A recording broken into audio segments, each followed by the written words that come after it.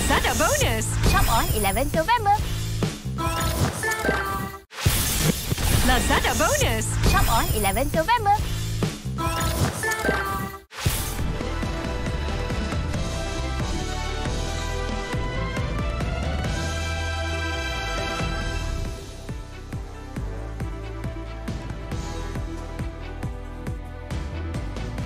Hi, this is Nightline and I'm Muhammed. I'm Hamdan. News making the headlines. PM denies any pact between BN and PH to form government. And LRT disruption due to automatic train control electronics malfunction.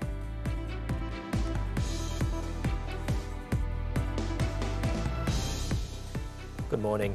Prime Minister Datuk Seri Ismail Sabri Yaakob has denied that there had been discussions on a Barisan Nasional BN and Pakatan Harapan PH partnership to form a new government after the 15th general election GE15. He said such discussions would need BN's top leadership to make a decision on the matter. However, it has not happened at all. Keputusan besar seperti ini parti yang perlu buat keputusan. Kita tak boleh individu untuk membuat keputusan nak PKR ke, nak Perikatan Nasional ke, nak PH ke, tak nak itu, tak nak ini. Parti yang buat keputusan. Datuk Seri Ismail Sabri told this to reporters during his walkabout in Alor Gajah, Melaka on Wednesday. However, he acknowledged the need for a coalition government if no one party obtains a simple majority. On rumours that November 18th to be announced as a special public holiday and that the salary for civil servants will be paid on November 17th, Datuk Seri Ismail Sabri said the matter would be announced soon.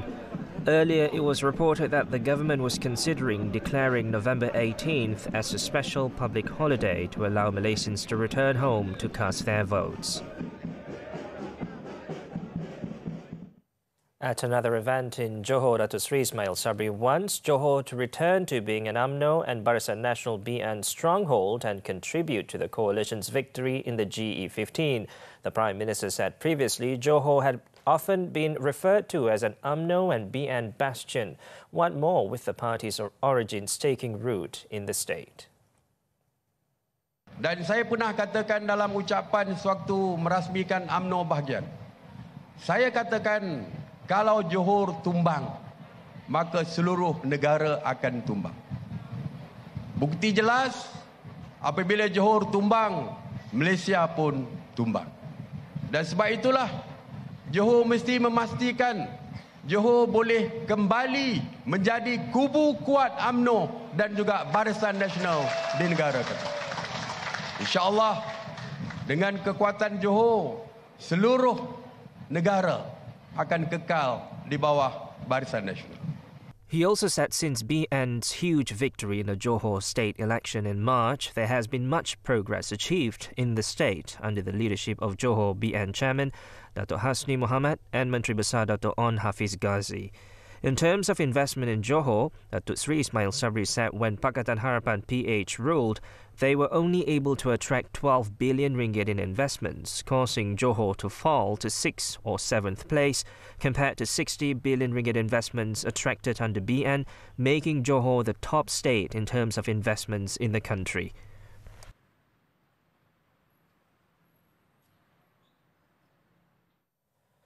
Now, Datuk Seri Ismail Sabri said that BN's candidate for Sungai Buloh, Khairi Jamaluddin, is qualified to be Prime Minister.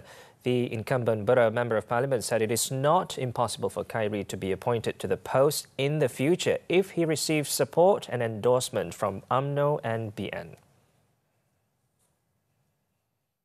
Bukan sekarang dia katakan, akan datang. Dan memang dia layak untuk menjadi PM akan datang. Kalau kita menang dalam pilihan raya, dapat sokongan dari parti, tentu saja KJ salah seorang yang layak untuk diangkat menjadi Perdana Menteri satu masa nanti. Datuk Seri Ismail Sabri told this to reporters at a gathering with the people in the Air Hitam parliamentary constituency in Johor on Wednesday. Also present were MCA President Datuk Seri Wee Ka Siong, who is the incumbent Air Hitam MP, State BN Chairman Datuk Hasni Muhammed, and Menteri Besar Datuk On Hafiz Ghazi. Johor was the first state to be visited by the Prime Minister since the GE15 campaign officially kicked off on Saturday. Earlier, Khairi had shared his future plans to become Prime Minister with the voters in Sungai Buloh. He urged the voters to give him the mandate on November 19th, thus opening a new chapter for himself and the Sungai Buloh parliamentary seat, at the same time championing issues for the people in the constituency. Saya kena buktikan di Sungai Buloh ini dulu. Kalau orang Sungai Buloh sokong saya boleh maklumkan kepada orang parti. Saya datang ke kandang naga, 26,000 majoriti. Saya menang kursi untuk Barisan Nasional. I want to lead the party and I want to lead the country now. Khairi, who is facing a 7-cornered fight in GE15, said this when speaking at a ceramah held at a community hall in Saujana Utama on Tuesday night. However, he was quick to add that the time was not now, as Datuk Sri Ismail Sabri Yaakob would be BN's candidate for the post when the coalition wins the polls. Sungai Buloh has been seen as a stronghold of PH after defending the seat for the past 3 terms.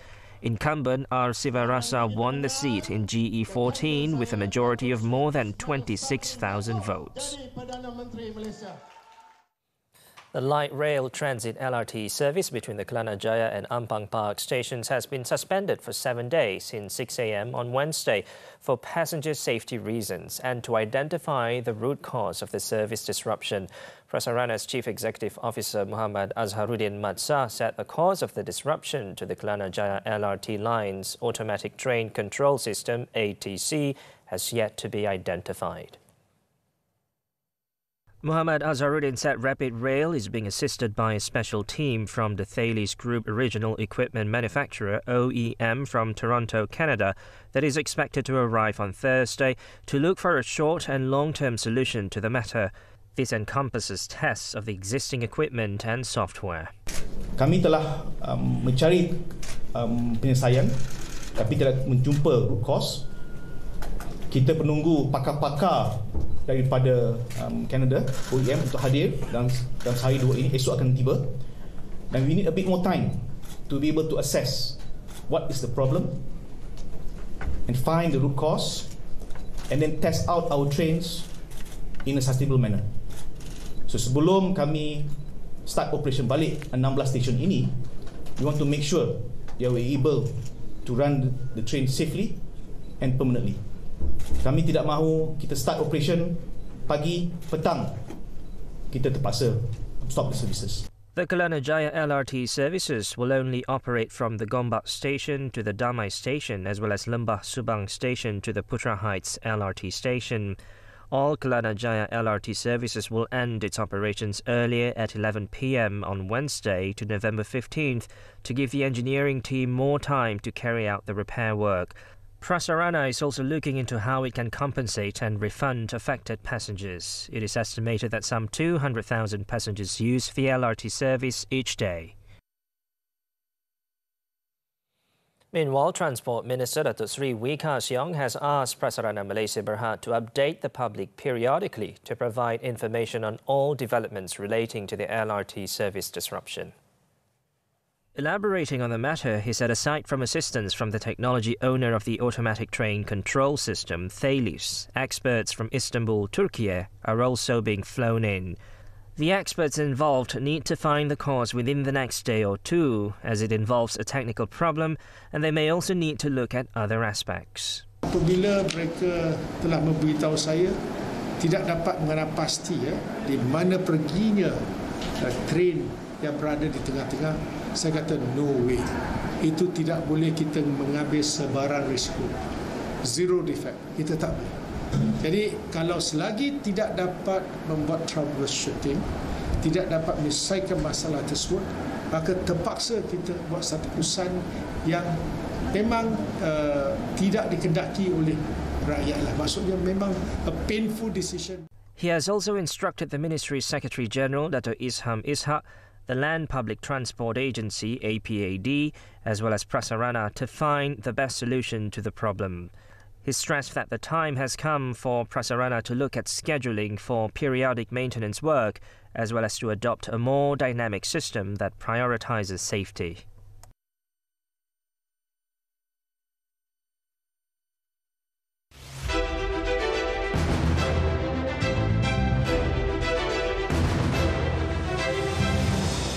mandat kembali ke tangan rakyat. Kepercayaan dan keyakinan. Kini masanya memilih kerajaan teguh dan mampan. Pilihan anda kami sampaikan. Mandat Rakyat PRU 15. Komprehensif dan terkini. Hanya di TV3. The Selangor government has declared a public holiday for Friday, November 18th, a day before polling day, to make it easier for voters who need to return to vote in their hometowns. In a statement, Menteri Besar Datuk Seri Amiruddin Syari said following automatic voter registration and the lowering of the voter age limit, Selangor has the highest number of voters in Malaysia at 3.68 million people. He added that the decision would be gazetted after being approved by the state government meeting next Wednesday. He said the state government also hoped that a similar holiday would be announced nationwide to enable the people to go out and vote in the November 19th general election. Meanwhile, the Negeri Sembilan government also followed its Selangor counterpart in declaring a state holiday on November 18th.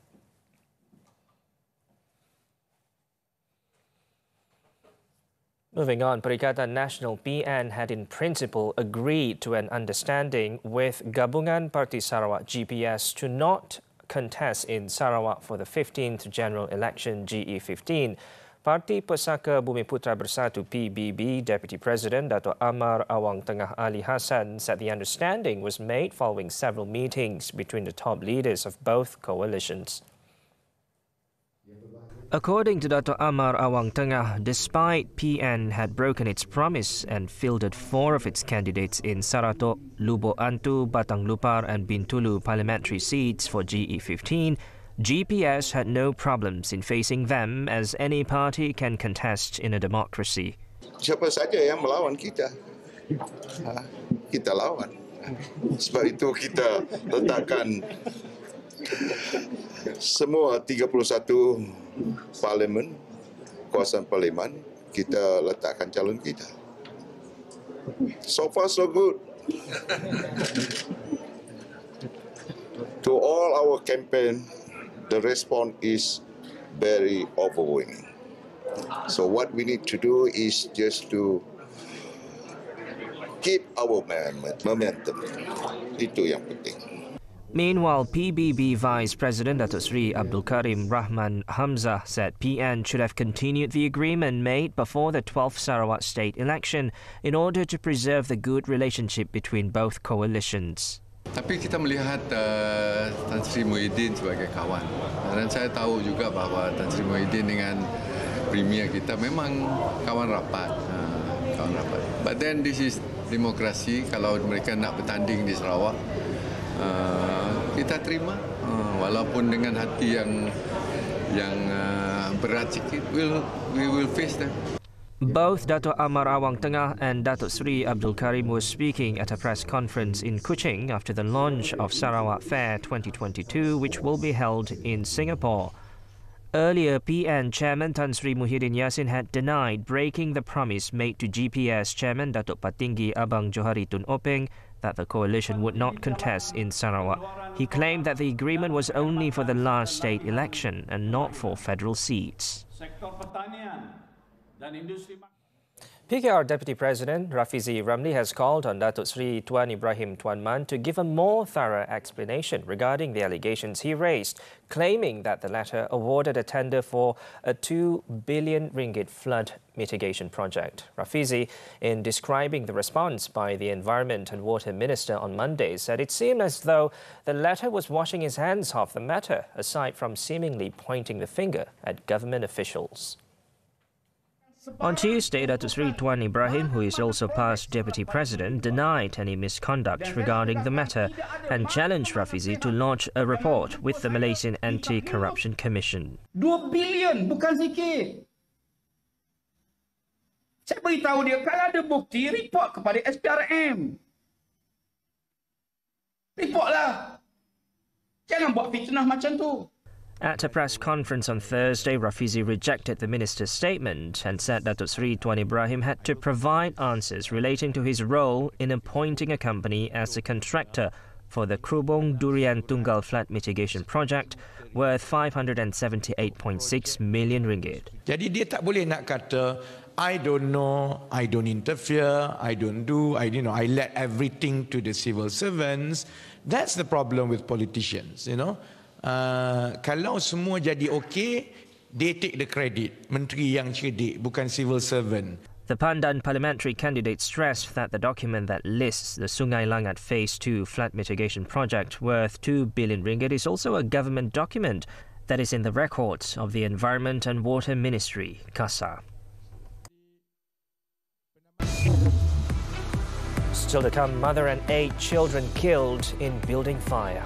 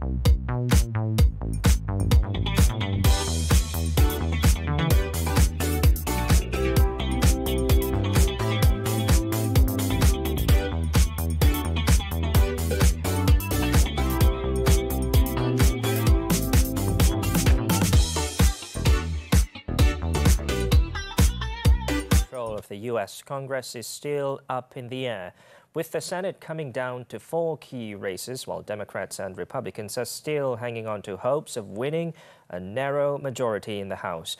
Republicans began the night with a rout in Florida, where Governor Ron DeSantis won heavily Latino and historically Democratic regions on his way to a blowout victory that could serve as a launchpad for a 2024 presidential run.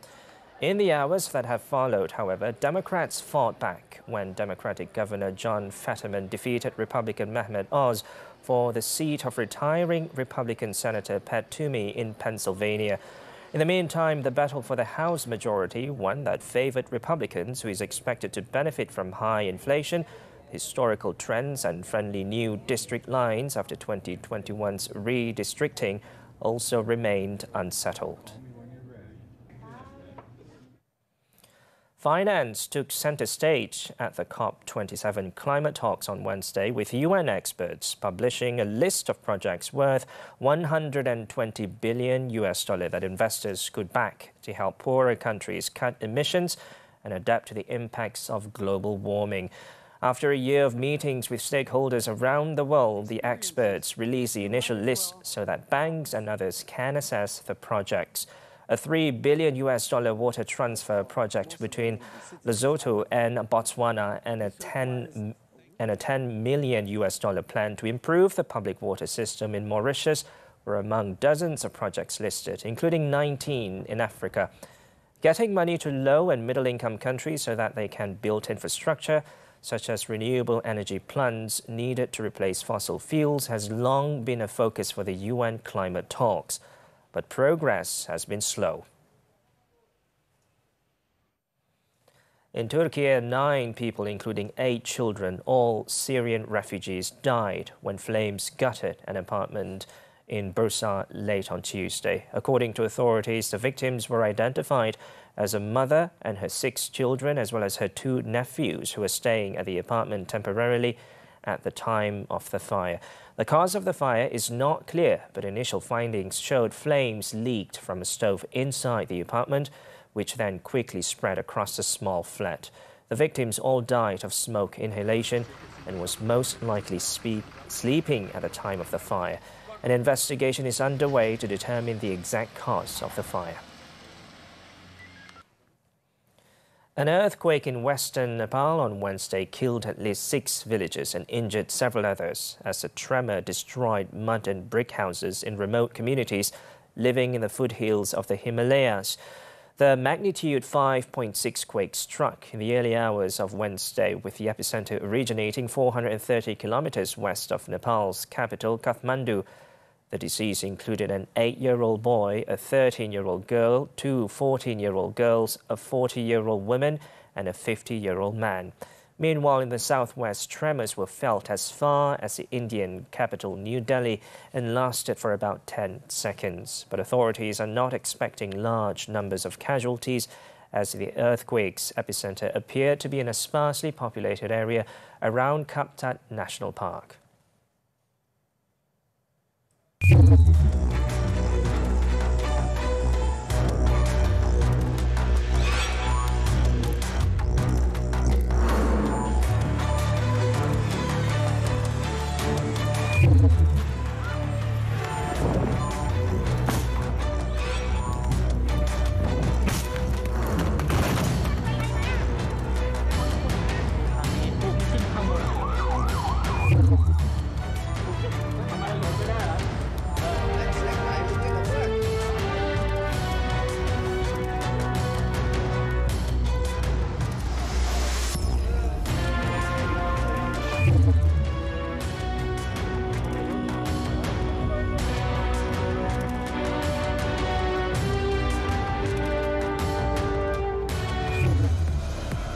Sadio Mane expected to miss FIFA World Cup after leg injury. Sports when we return.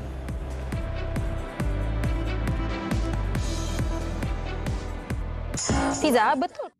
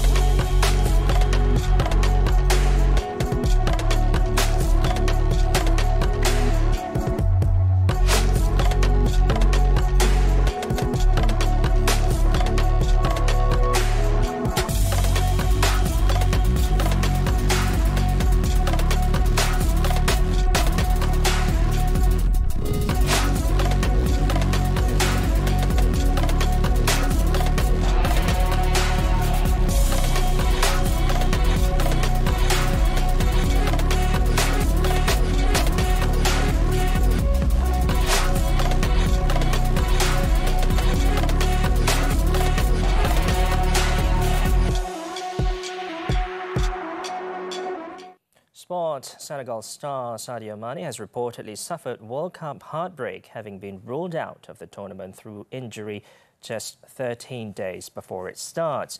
The Bayern Munich forward was seen hobbling off the pitch just 20 minutes into their Bundesliga clash at home to Werder Bremen on Tuesday night. Assistant coach Dino Topmüller allayed fears over Mane's fitness after Bayern's huge 6-1 victory, saying the problem is not too serious, but boss Julian Nagelsmann admitted they will know more after a scan. According to a French news outlet on Wednesday morning, Mane has actually suffered a tendon injury and will not be fit in time to feature at the World Cup.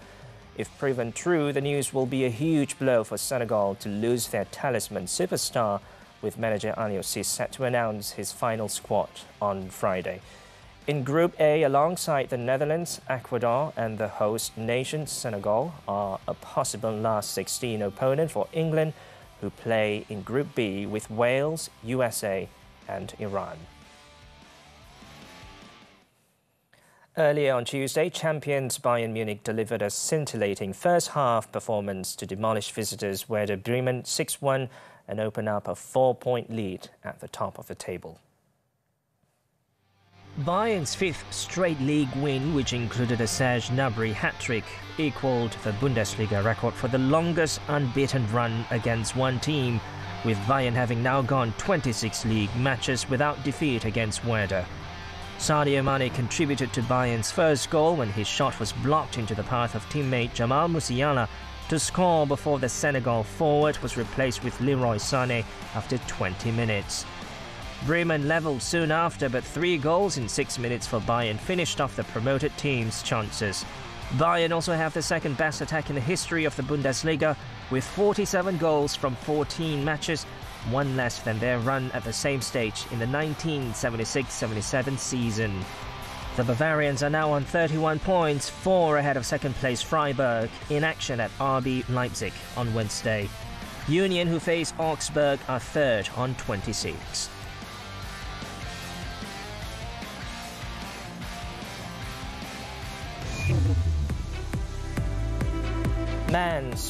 Man pleads guilty to prostituting own wife. This and more after this short break.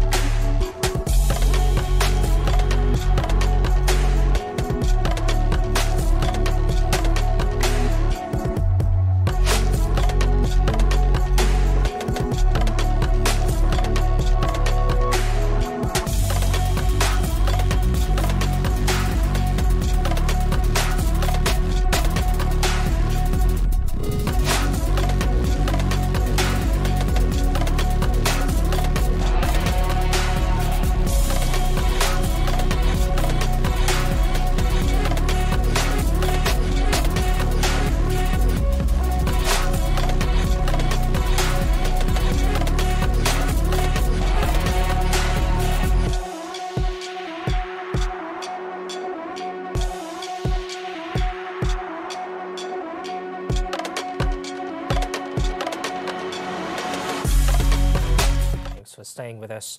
In Negeri Sembilan, a bank officer pleaded guilty in the Seremban Sessions Court on Wednesday to trafficking his own wife for sexual exploitation last month. The 35-year-old man gave the plea after he was charged with committing the offence before Judge Datin Surita Budin. According to the charge sheet, the accused allegedly prostituted his wife, also aged 35, at a hotel in Kuala Pilah on October 30th.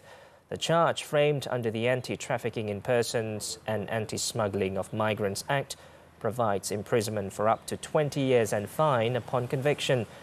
At a separate court, the accused was slapped with another charge of living off entirely or partially on the illicit proceeds of the prostitution activities before Judge Rushan Lutfi Muhammed. The charge under the Penal Code carries imprisonment for up to 15 years, caning and fine if found guilty. Both courts denied bail and fixed November 21st for sentencing.